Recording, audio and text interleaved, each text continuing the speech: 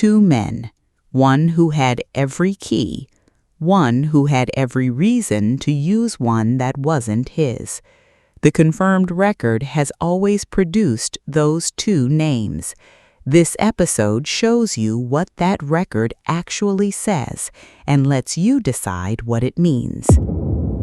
This crime had a blueprint, not a rough outline, not an improvised plan that came together in the dark hours of a Saturday night.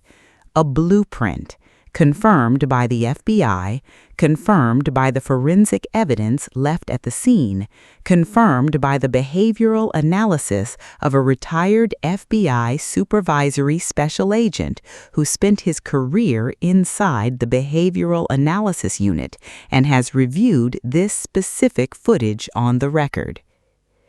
The suspect who arrived at Nancy Guthrie's front door at 1:47 in the morning on February 1 knew which camera covered that door. He knew how to disable it.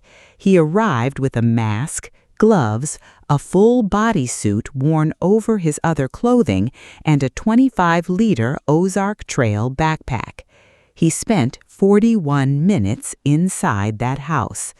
41 minutes. That is not improvisation. That is architecture.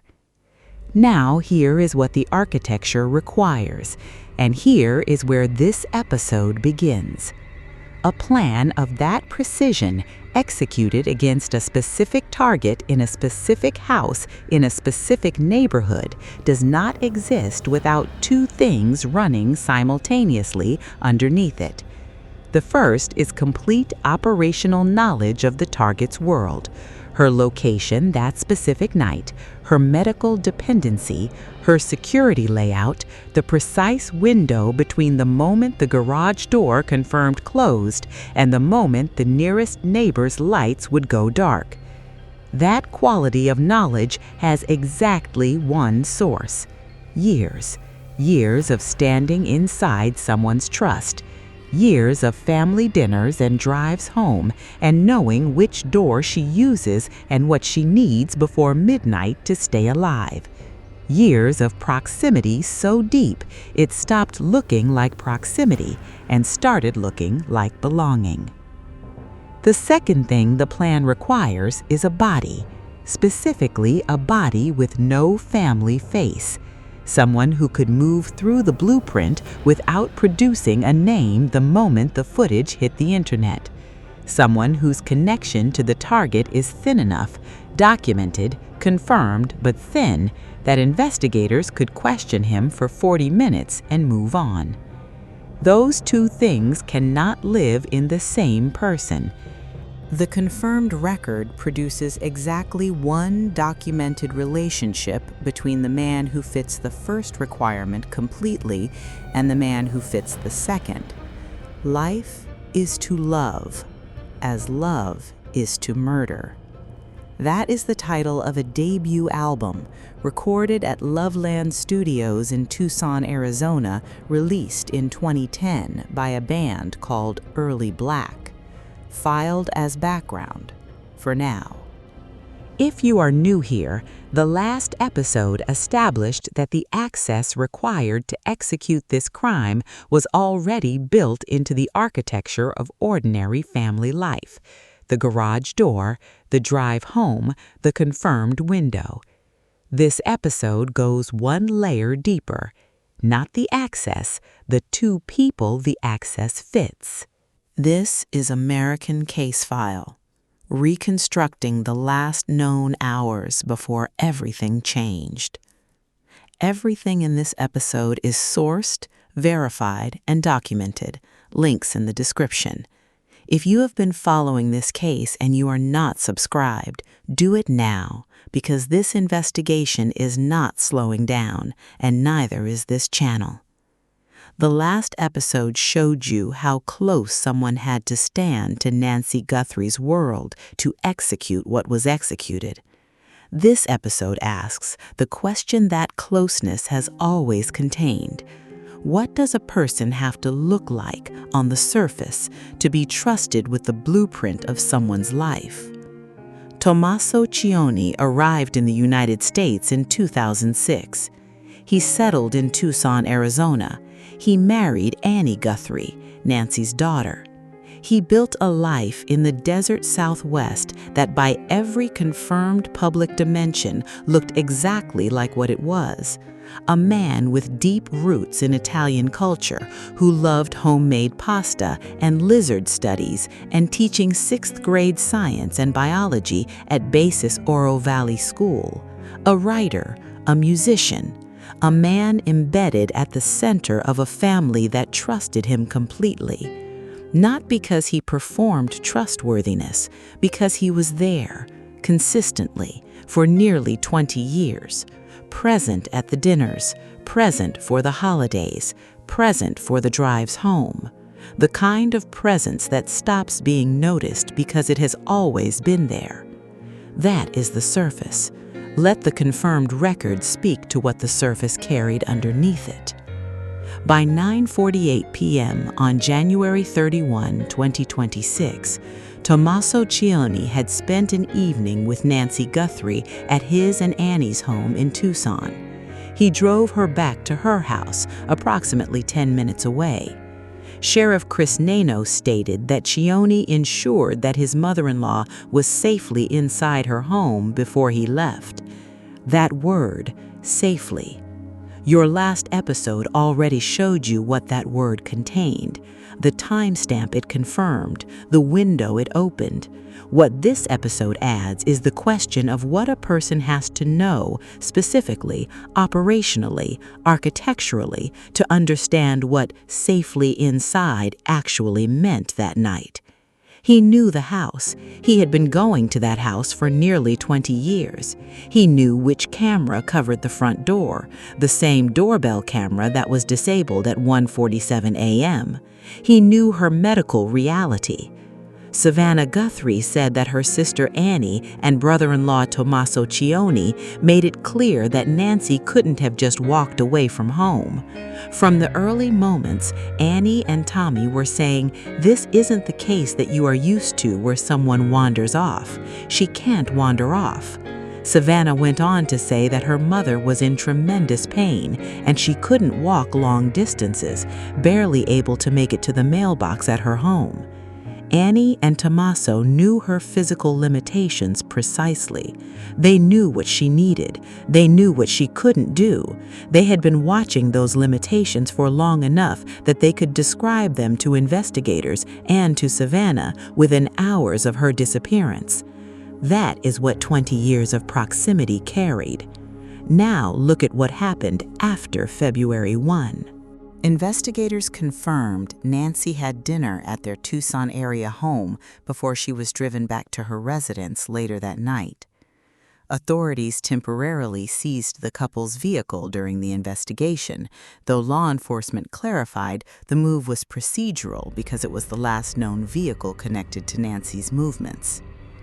Procedural, that is the official language. The confirmed record adds a layer beneath the official language. The blue Honda CR-V associated with Nancy's daughter Annie Guthrie and her husband Tommaso Cioni has not been returned to the family, the Pima County Sheriff's Department confirmed. The blue Honda CR-V has not been returned to the family. On the March 10th episode of Nancy Grace's Crime Stories podcast, investigative reporter Dave Mack reported that the Honda is currently at a mechanic shop. The vehicle is at the auto mechanic right now, where it is still in the custody of the Pima County Sheriff's Department, not the Guthries, and is being worked on by this auto mechanic, Mack said, adding that the car is allegedly being put back together following an exhaustive search. Exhaustive. The home was searched on February 4th. Former FBI agent Jennifer Coffendorfer publicly questioned whether Tommaso Cioni still works at Basis Oro Valley in Arizona. Nancy Guthrie has been missing for over 100 days. The investigation continues. Her daughter Annie and son-in-law Tommaso are avoiding the public amid criticism and suspicion. And Cioni himself, The man who sat at that dinner table, who drove that car, who watched that garage door close, who confirmed she was safely inside, has produced nothing for the public record since February 1st. Not a statement, not a press conference, not a word. The architect does not interpret that silence. It places the audience inside it. A man embedded at the center of a family's world for nearly 20 years, and the only sound coming from his direction for over 100 days is the absence of his voice. Now the second thread enters, and this is where the confirmed record produces something the reporting has never properly reconstructed. April 2007, Tucson, Arizona. Evans played drums in a band called Early Black, which was founded in April 2007, according to Reverb Nation. Tommaso Cioni, who is married to Guthrie's daughter Annie Guthrie, played bass in the same band. A third band member, Walter I. Gonsalves Jr., was on guitar and vocals. The band formed the way bands form. The band began playing shows locally in Tucson and at times in Phoenix and Flagstaff. Rehearsals, gigs, hours in the same room building something together. That is what a band actually is, beneath the music. It is the structure through which two men become embedded in each other's lives without anyone questioning the depth of what they know about each other. Evans knew Cioni's world because Cioni's world was also his world. The dinners Annie hosted, the conversations at rehearsal, the accumulated knowledge of a family that accumulates between two men who have shared years of the same rooms, including the knowledge of who Cioni's family was, including the knowledge of where they lived, including the knowledge of what one particular 84-year-old woman's house looked like on a quiet street in the Catalina foothills. Because Dominic Evans had been to that house once, in 2011. According to the New York Times, Evans spoke with investigators about a week into the case for about 40 minutes. In that interview, he told them he had met Nancy Guthrie once when he brought one of his kids over to her house for an Easter egg hunt. The architect places the audience inside that afternoon, not abstractly, inside it. The lawn, the child running across Nancy Guthrie's yard, a man standing at the edge of her property in the warm Tucson afternoon, knowing the man who owned this house's trust better than almost anyone in Nancy's world did. One afternoon, one visit, 15 years before she was taken. Now, the album. Early Black recorded their debut at Loveland Studios, released it in 2010. The Tucson Weekly gave it positive reviews. They called it Life is to Love as Love is to Murder. The architect states that once, moves on. The audience holds it. Dominic Evans is 48 years old. Evans plays drums in a Tucson-based rock band called Early Black. One of his former bandmates is Tommaso Cioni, who is married to Nancy Guthrie's daughter, Annie Guthrie. On every confirmed public surface, Evans looks exactly like what he is: an elementary school teacher, a father, a man who coached youth activities, a man who, by his own account to the New York Times, has nothing to do with what happened on February 1st, 2026. The architect is not here to tell you Evans is guilty. The architect is here to show you what the confirmed record says about the shape he fills against the shape of Roll 2, and let you sit with what that means. Roll 2 requires a body with no family face, someone whose confirmed connection to the Guthrie world is thin enough that investigators could interview him, file his alibi, and move on. Someone the family wouldn't recognize immediately at the door. Someone who could be given the blueprint and move through it. The confirmed record then adds this: Evans, with a past burglary charge in Pima County, has been flagged by social media users as potentially matching the surveillance suspect's features. Burglary. That is the specific felony charge in the confirmed documentary record. The architectural skill set of entering a space that is not yours to enter. The architect does not state that as a conclusion, it states it as a fact inside the confirmed record and places it next to the confirmed profile of a suspect who, in the words of retired FBI profiler Jim Clemente on the record, was not a professional but arrived prepared, who knew the cameras, who moved through that house for 41 minutes. Evans told the New York Times that he spoke with investigators for approximately 40 minutes a week into the case. He was asked about his relationship with Cioni, the band, and his whereabouts on the night of January 31st into February 1st. He has not been contacted by investigators since that interview. One interview, 40 minutes, never contacted again. Now the single most important confirmed gap in the public record of this case. Pima County Sheriff Chris Nanos said that the Guthrie siblings and their spouses had been cleared in the case. The family, their spouses, explicitly, forcefully, on the record. Sheriff Nanos told the publication that he wasn't ready to clear anyone outside of the Guthrie family, but admitted he felt terrible for Evans. Read that again. Not ready to clear anyone outside the Guthrie family. He expressed sympathy for Evans. He did not clear Evans. In a case where the sheriff went on the record to explicitly clear every named family member, the confirmed record contains a gap exactly where Dominic Evans' name sits. The family was cleared. Evans was not. The architect does not explain what that gap means.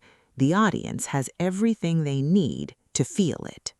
Now place both profiles against the two-role architecture the crime required, and watch what happens. Role 1 required complete interior knowledge, long-term proximity, a trusted surface, confirmed access to the schedule, the medical vulnerability, the security setup, the exact window between 9:50 p.m. and 1:47 a.m., the kind of knowledge that only accumulates over years of standing inside someone's world while looking like you belong there. The confirmed record produces a man embedded at the center of the Guthrie family for nearly 20 years, a man who drove Nancy home the last night she was seen, a man who confirmed the precise moment she was alone before he left, a man whose vehicle is still in law enforcement custody over 100 days later, a man who has not spoken publicly since February 1st, a man whose employment status has been publicly questioned by a former FBI special agent without official response. An employment status that is not in our confirmed record. Role 2 required a body with no family face, a confirmed criminal record that includes the specific skill set of unauthorized entry, a connection to the Guthrie world that is thin enough to survive a 40-minute interview and a decades-old Easter egg hunt, a friend of the man with the blueprint, embedded enough to know the address, the neighborhood, the target, but absent from the family photographs that the internet searched the moment the footage dropped. The confirmed record produces a man who founded a band with Cioni in April 2007, who played music alongside him for years, who visited Nancy Guthrie's house once in 2011 and confirmed to investigators exactly where he was on the night of January 31st, who has a confirmed criminal record including a burglary charge in Pima County, who was interviewed once and never cleared. The crime required two roles. The confirmed record produces two men who together fill both roles completely. The architect does not tell you what that means. Life is to love as love is to murder. 15 years between that title and this crime. The architect does not connect those two things. There is a concept in architecture called a load-bearing wall. It does not announce itself. It looks identical to every other wall in the house. You can walk past it 100 times and never know what it is. But if you remove it, the structure collapses, not partially, completely. The confirmed access in this case was a load-bearing wall. It looked like a son-in-law driving his mother-in-law home. It looked like a family dinner that ran late into the evening. It looked like a garage door closing and a man making sure she was safe before he drove away. Every element of that picture looked like exactly what it was supposed to look like. Load-bearing walls always do. The question the confirmed record is asking, the one the investigation is built around, is whether the load the wall was bearing was the weight of a family or the weight of a plan. Nancy Guthrie trusted her table. She trusted the people at it. She trusted the drive home. She trusted the garage door closing. She trusted that when someone who had been in her family for 20 years confirmed she was safely inside, safely meant something. She is 84 years old. She has been in Tucson since the early 1970s. She raised her family there. She buried her husband there.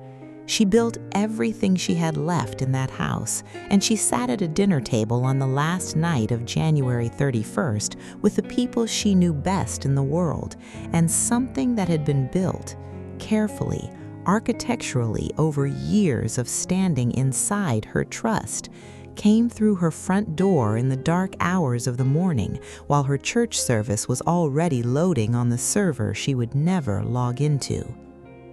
The pacemaker recorded 2:28 a.m., and then it didn't record anything else. She did not wander. She did not leave. She was taken by someone who knew exactly how to take her, and exactly when, and exactly where, because someone had already handed them the blueprint. That is not a theory. That is what the confirmed evidence says. What does a person have to look like on the surface to be trusted with the blueprint of someone's life? The confirmed record has been answering that question since the first section of this episode without naming it. They have to look ordinary. They have to be present. They have to show up at the dinners and the drives home and the holiday afternoons on the lawn. They have to produce, over years, a surface consistent enough that the word safely becomes the last thing anyone thinks to question. That is what trust looks like from the inside of a plan. And the documented relationship between Tommaso Cioni and Dominic Evans, confirmed in the public record, sitting in the Reverb Nation bio and the Loveland Studios credit, and the Tucson Weekly Review, and the 40-minute interview, and the non-clearing that sits where a clearing statement should be. That relationship has always been exactly where the confirmed shape of this crime says to look. Life is to love, as love is to murder. The album still exists. The confirmed friendship is still documented. The relationship between these two men is still in the public record, sitting precisely where the architecture of this crime says the answer lives. And Nancy Guthrie is still missing. The pacemaker is still silent. The blueprint is still out there, and somewhere in Tucson, Arizona, the investigation is still moving toward the name the evidence has already built. If you know anything at all about what happened to Nancy Guthrie on the night of January 31st into February 1st, 2026, call the FBI directly. The number is 1-800-CAL-FBI. Say it out loud. Write it down. The reward for information leading to Nancy's safe recovery stands at over $1 million. $1 million for the truth that someone in Tucson, Arizona already knows. If this reconstruction changed the way you see this case, share it, subscribe, Turn on notifications because the confirmed record in this investigation is still building, and when it breaks, this channel will be the place that shows you what it means, not just what it says. This is American Case File, reconstructing the last known hours before everything changed.